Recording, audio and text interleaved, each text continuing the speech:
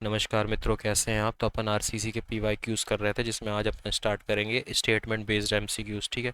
तो पहला है, with reference to the behaviour of unreinforced masonry wall subjected to earthquake as shown in the figure, the inert in the forces travel through roofs and walls to the foundation. These inertia force, this is not inert, this is inertia and force. These inertia forces are developed in both x and y directions. Based on this concept, the following statements are made. Select the correct option. कौन कौन से statement देखते हैं। A ball topples down easily if pushed horizontally at top in a direction perpendicular to its plane, मतलब weak direction में। This is called out of plane failure. ठीक है। Statement भी क्या है, अ बॉल विच इज, कौन सी ball, ये ball B के बारे में बात कर रही, ये बॉल ए के बारे में। A ball A shown in figure offers much great resistance if pushed along its length in strong direction. This is called in plane resistance. ठीक है।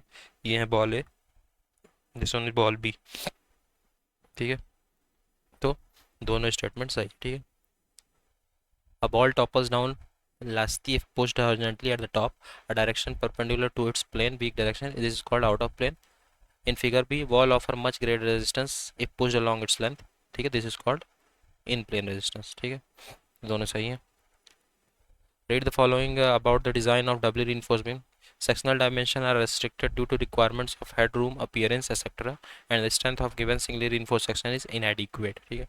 The beam which acts as flange beam at mid span becomes a rectangular beam at support of a continuous beam. Identify the correct statement। ठीक है। तो इस कौन सा correct statement है इसमें, दोनों, both A and B are correct statement. ठीक है। डबली reinforced beam कब प्रोवाइड किया जाता है, जब section dimension are restricted due to requirements of headroom, appearance, etc.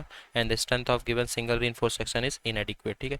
जब section dimension restricted हो किसकी वजह से, due to requirements of headroom की रिक्वायरमेंट, अपीयरेंस की रिक्वायरमेंट की वजह से, और जो स्ट्रेंथ दी गई हो सिंगल reinforced सेक्शन के लिए वो इनएडिक्वेट है। ठीक है। और कब प्रोवाइड करेंगे, to reduce the long term deflection due to shrinkage, long term deflection को रिड्यूस करने के लिए श्रिंकेज की वजह से डबली रीइंफोर्स बीम प्रोवाइड की जाती है। ठीक है। एंड और कब प्रोवाइड करेंगे doubly reinforce beam, the beam, जब the beam which act as flange beam at mid span becomes a rectangular beam at support of continuous beam, जब जब ऐसी बीम जो कि मिड स्पैन पे as a flange beam act करे और rectangular beam की तरह एक्ट करे supports of a continuous beam में। ठीक है। कंटिन्यूस बीम में as a rectangular beam act करे कंटिन्यूस बीम के सपोर्ट्स में। ठीक है। It is not possible to increase the depth of beam due to architect और head room restriction. Double reinforce beam तब भी प्रोवाइड करेंगे जब डेप्थ बीम की डेप्थ इंक्रीज करना पॉसिबल नहीं हो, किसकी वजह से, आर्किटेक्चर की वजह से या कि हेड रूम के रेस्ट्रिक्शन की वजह से, तब डबल रीइंफोर्स बीम प्रोवाइड की जाती है। ठीक है। Which are the following design method are use for the design of reinforce concrete structure. Working stress method, ultimate load method and limit state method, तीनों मेथड का यूज किया जाता है। ठीक है। यह तीनों method. During the design of shear reinforcement can be provided in which of the following forms? shear reinforcement कितने फॉर्म में प्रोवाइड किया जा सकता है, bent up bars, with stirrup, vertical stirrups, inclined stirrups. तो तीनों फॉर्म में। ठीक है। Vertical stirrups, inclined stirrups and bent up bar with stirrups. Vertical stirrups क्या है, vertical stirrups are placed perpendicular to the longitudinal reinforcement in beam and column to resist shear force. they help to they help to confine the concrete and prevent diagonal cracking। ठीक है। Vertical stirrups को perpendicular रखा जाता है to the longitudinal reinforcement in beams and column, ताकि वो shear force को resist कर सके। ठीक है। They help to confine the concrete and prevent diagonal cracking, इनकी ये मदद करते हैं कंक्रीट को कन्फाइन करने के लिए और डायगोनल क्रैकिंग को प्रिवेंट करने के लिए। ठीक है। Inclined stirrups are placed diagonally between the horizontal and vertical legs of bent up bars. Inclined stirrups को डायगोनली रखते हैं किसके बीच, हॉरिजॉन्टल और वर्टिकल लेग्स के between of the Bantam bars to provide additional shear resistance in beam, ताकि additional shear resistance provide किया जा सके बीम में। Bantam bars with stirrups की बात करें तो Bantam bars are used along with the vertical stirrups to provide additional shear reinforcement in concrete beams। Bantam bars को vertical stirrup के साथ यूज़ किया जाता है ताकि additional shear reinforcement प्रोवाइड किया जा सके कंक्रीट बीम में। These bars are bent upward near the support of the beam to increase the shear capacity। ठीक है। इन बार्स को अपवर्ड बेंड किया जाता है कहाँ पे, near the supports of the beam, ताकि शियर कैपेसिटी को इंक्रीज किया जा सके। ठीक है। फिर बात करते हैं pre stress concrete is classified into which of the following, pre tension, post tension. तो दोनों फॉर्म में क्लासीफाई किया जाता है प्री स्ट्रेस कंक्रीट को। ठीक है। ये अपन ने पीछे भी देखा है प्री स्ट्रेस में। Which of the following is are the incorrect statement regarding assumption of the limit state of collapse in flexor? Statement क्या क्या? Plane section normal to the axis remains plane after bending. The maximum strain in concrete at the outermost compression fiber is taken as 0.0035 in bending.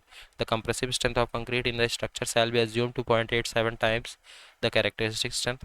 तो only third. ठीक है, तीसरा incorrect है. Assumption देख लेते हैं क्या क्या था. Plane section normal to the axis remains plane after bending. Maximum strain in concrete कितना होगा? 0.0035 आउटर मोस्ट कंप्रेशन फाइबर में बेंडिंग में. ठीक है.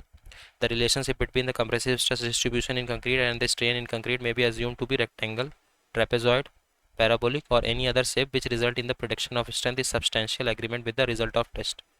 The tensile strength of concrete ignored. The maximum strain in the tension reinforcement in the section at failure shall not be less than 0.002 plus 0.87 fy upon ES. ये 1.15 के ऊपर करेंगे तो 0.87 fy बन जाएगा. ठीक है. Which one of the following assumption is not correct analysis for the limit state of collapse? कौन सा assumption? The maximum strain in concrete at the outermost compression fiber is taken as 0.15% in bending regardless of the strength of concrete. तो ये सही assumption नहीं है. ठीक है. Which of the following statements are incorrect about assumption of limit state of collapse in compression? कौन सा assumption गलत है? The maximum compressive strain is in concrete in axial compression is taken as 0.0035. ये गलत है. The maximum strain in concrete at the outermost compression fiber is taken as 0.002. ये गलत है. ठीक है. ये अपन ने एग्जांपल पीछे देखा है. ठीक है. Consider the following statement related to design of RCC slab. Statement क्या है? The final deflection due to all load including the effect of temperature, creep, shrinkage and measured from the as cast level support of the floors. Horizontal member should not normally exceed span. For slab spanning two direction, the longer of the two spans should be used for calculating the span effective depth relation. तो इसमें दोनों गलत है. ठीक है. Final deflection due to all loads कितना होता है? 250.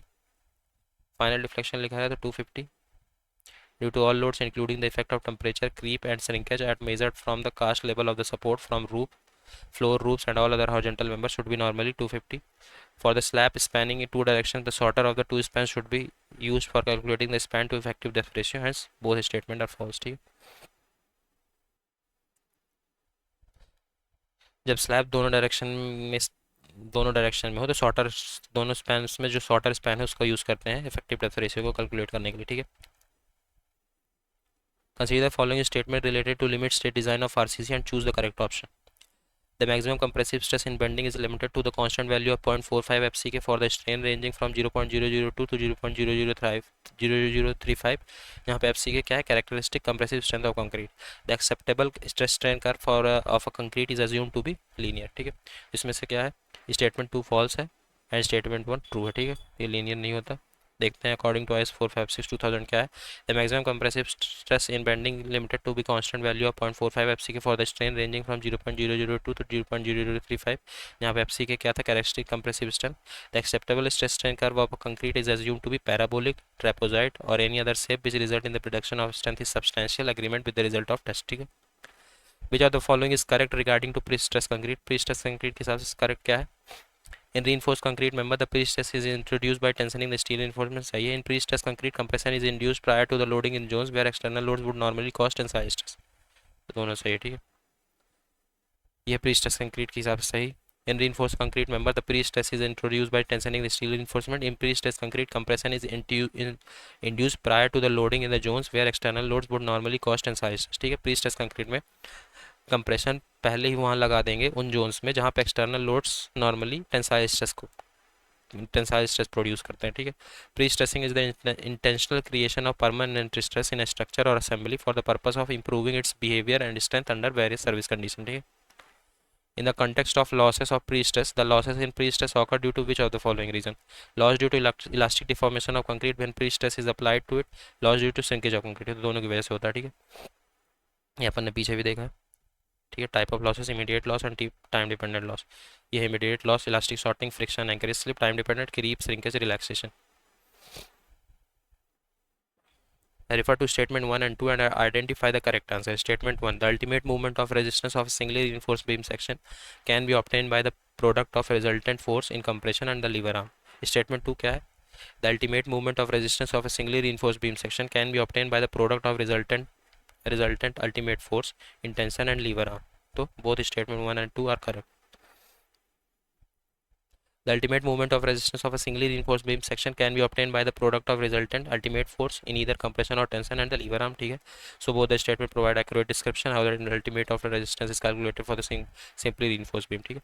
Identify the correct answer by referring to the below mentioned statement. Statement 1 क्या है? The moment of resistance capacity of a doubly reinforced beam for a given depth and width of a beam is lesser than singly reinforced beam. Doubly reinforced beam are more suitable than singly reinforced beam when a beam is subjected to shock or impact or accidental lateral thrust. ठीक है. तो statement 2 correct है, statement 1 incorrect है. ठीक है. Statement 1 incorrect क्यों है? Because the movement of resistance capacity of doubly reinforced beam is typically greater than that of singly reinforced beam, not lesser. ठीक है. Doubly reinforced beam have additional reinforcement in both tension and compression zone, enhancing their load bearing capacity. और statement 2 तो correct ही है. ठीक है. Post tensioning system can be classified into which of the following? Chemical pre-stressing, electrical pre-stressing, दोनों में classify किया जाता है पोस्ट टेंशनिंग नंबर. ठीक है. Chemical prestressing involve using chemicals जैसे कि इपॉक्सी रेजिन्स और ग्राउट्स और to anchor the tensions and transfer the pre-stressing force to the concrete. Electrical pre-stressing on the other hand utilizes electrically activated system to generate and apply the pre-stressing force. ठीक है. Consider the below statement and identify the correct answer. Statement A. The minimum shear reinforcement criteria for beam as mentioned in IS 456-2000 is not applicable for lintel beams whose maximum shear stress is less than half the permissible value. Statement B. Lintel beams support loads of a portion of the wall above the openings and transmit such load to end of walls, piers, columns over which they are supported. तो both statement correct. ठीक है. Minimum shear reinforcement criteria for the beam as mentioned in IS 456-2000 is not applicable for lintel beam whose maximum shear stress is less than half of the permissible value. ठीक है. तो minimum share reinforcement criteria है beam की जो कि IS 456-2000 में mention है, वो लिंटल बीम के लिए एप्लीकेबल नहीं है जिसका मैक्सिमम शेयर स्ट्रेस कम हो permissible value, half of permissible value से. ठीक है. Lintel is a form of beam provided above the door and window opening to sustain the overlaying load and transfer the same to the adjacent wall or column. ठीक है. तो lintel क्या है? एक form of beam है जो कि provide किया जाता है डोर या कि विंडो के ऊपर, विंडो ओपनिंग के ऊपर या कि डोर के ओपनिंग के ऊपर, to sustain the overlaying load को सस्टेन करने के लिए and transfer the same to the adjacent wall और कॉलम. ठीक है. Which of the following factor are affecting shear resistance of RC members? कौन से फैक्टर अफेक्ट करते हैं? Grade of concrete, ratio of shear span to effective span and compressive force. तीनों effect करते हैं. ठीक है. Shear resistance of RC member depends upon grade of concrete, ratio of shear span to effective span, compressive force, characteristic strength of concrete, percentage of steel reinforcement. अब देखते हैं maximum shear resistance of reinforced cement concrete depends upon the grade. M20 के लिए tau C max 2.8, M25 3.1, M30 के लिए 3.5, M35 के लिए 3.7, M40 and above 4. ठीक है.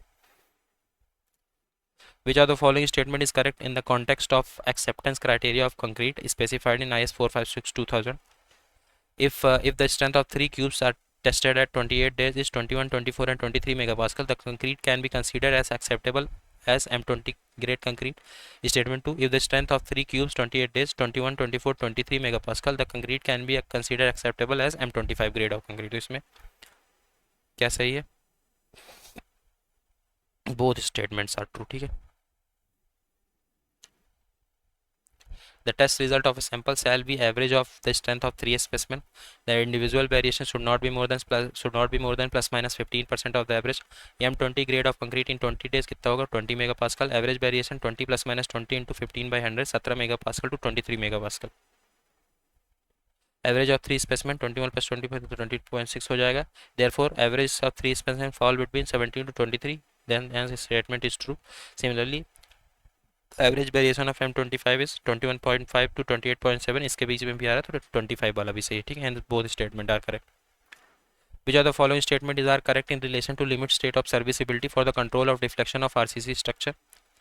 The final deflection due to all the loads, final के लिए 150 नहीं 250 होगा. Deflection including effect of temperature, creep, shrinkage, erection and partition application of finishes should not normally exceed span by 350 और 20 mm which ever is less. तो यहाँ पे statement 2 correct है लेकिन स्टेटमेंट 1 इनकरेक्ट है. ठीक है. As per IS 456 clause 23.2, the deflection structure, final deflection due to all loads including effect of temperature, creep and shrinkage and measured from the level of support Support of the floors, roofs, and all other horizontal members should normally exceed span by 250. The deflection, including effect of temperature creep, shrinkage occurring after erection of partition application of finishes, should not normally exceed span by 350. ठीक है. For slab spanning in two direction, the shorter of the two spans would be used for the calculating the span by effective depth ratio. ठीक है. Which of the following is are the disadvantage of working stress method in RCC design? इसमें कौन सा disadvantage है? The working stress method falls to discriminate between different type of load that act simultaneously but have different uncertainties. The actual factor of safety is not known in this method of design. तो इसमें दोनों correct है. ठीक. यह disadvantage working stress method की. WSM does not show real or actual strength nor gives the true factor of safety of the structure under failure. WSM fails to discriminate between different types of load that act simultaneously but have different uncertainties. ठीक है. Modular ratio design in a larger percentage of compression steel than given by the limit state of design, thus leading to uneconomical design होता है. ठीक है. Modular ratio design in larger percentage of compression steel than given by the limit state design. ठीक है. WSM assume factor of safety being the ratio of the strength of material to the permissible stress of material. Actual factor of safety नहीं पता चलती इस method में. ठीक है. The following statements pertain to the working stress method of design of reinforced concrete structure. P क्या है? The working stress method of design discriminate between different types of load in design that act simultaneously but have different degree of uncertainty through partial factor of safety. WSD assume factor of safety begins the ratio of strength of material to the permissible stress in material. इसमें सिर्फ Q सही है, P सही नहीं है. ठीक है. जो कि अपन ने ऊपर एग्जांपल देखा. List the method of post tensioning in pre stress concrete. Pre stress concrete में पोस्ट टेंशनिंग के मेथड कौन से हैं? फ्रेसिनेट, मैग्नल बाल्टन एंड ली मैकल. ये बाउर्स लेनहार्ड सिस्टम ये पोस्ट टेंशनिंग का मेथड नहीं है. ठीक है. तो ओनली 1, 2 एंड 4 ये पोस्ट टेंशनिंग के मेथड. फ्रेसिनेट, मैग्नल बाल्टन, ली मैकल, गिफर्ड यूडल. ठीक है. In LSM for RCC beam, the factor of safety is used to account which of the following: variability in material strength, uncertainty in load assessment, imperfection in construction. तो तीनों को account किया जाता है. ठीक है. ये अलग अलग फैक्टर ऑफ सेफ्टी दी गई हैं, आपको ध्यान होना चाहिए. ठीक है. According to IS 1343/2012, in the case of cables or large bars, the minimum clear spacing seating and ducts which measured between seating and ducts wherever used shall not be less than 40 mm. Maximum size of cables or bar, nominal maximum size of aggregate plus 5 mm. तो 1 and 3 होगा. Largest इनमें से जो maximum होता है वो. ठीक है. 1, 2, 3 में से जो मैक्सिमम होगा, मैक्सिमम साइज ऑफ केबल्स और बार. ठीक है. ये अपन पीछे भी देखे थे प्री स्ट्रेस कंक्रीट में. According to IS 456/2000, a slab which is assumed to act as a compression flange of a T beam or L beam satisfy the following: the slab shall be cast integrally with the web or the web and slab shall be effectively bonded together in any other manner. ठीक है. Slab को integrally cast करेंगे web के साथ, या कि web और slab को इफेक्टिवली बॉन्ड करेंगे एक दूसरे के साथ. ठीक है. किसी भी मैनर में, इन दोनों में से किसी भी मैनर में स्लैब को कास्ट करेंगे. If the main reinforcement of the slab is parallel to the beam, transfer reinforcement shall provided and shall not be less than 50% of the main reinforcement at mid span of the slab. ठीक है. अगर main reinforcement जो slab की है वो parallel है beam के, तो ट्रांसफर reinforcement को प्रोवाइड करेंगे, और ट्रांसफर reinforcement जो है वो 50% मेन reinforcement से कम नहीं होना चाहिए at the mid span of the slab. ठीक है. इसमें करेक्ट ऑप्शन क्या है? स्टेटमेंट 1 करेक्ट है, स्टेटमेंट 2 इनकरेक्ट है. ये ऐसा नहीं होता. ठीक है. देखते हैं. As per IS 456/2000, clause 23.1.1, a slab which is assumed to act as compression flange of T or beam or L beam shall be satisfy the following condition. कौन सा? The slab shall be cast integrally with the web and the slabs shall be effectively bonded together in any other manner. ठीक है. तो ये तो condition सही है. If the main reinforcement of the slab is parallel to the beam, transfer reinforcement shall be provided such as reinforcement shall not be less than 60%. ठीक है. वहाँ पे कितना था? 50%. 60% of the main reinforcement at the mid span of the slab. ठीक है. तो यहाँ पे 60% होगा, गलत था सेकंड. ठीक है. तो अपन ने 25 क्वेश्चन किया. अब बाकी क्वेश्चन अपन नेक्स्ट क्लास में देखेंगे. Okay. So thank you so much.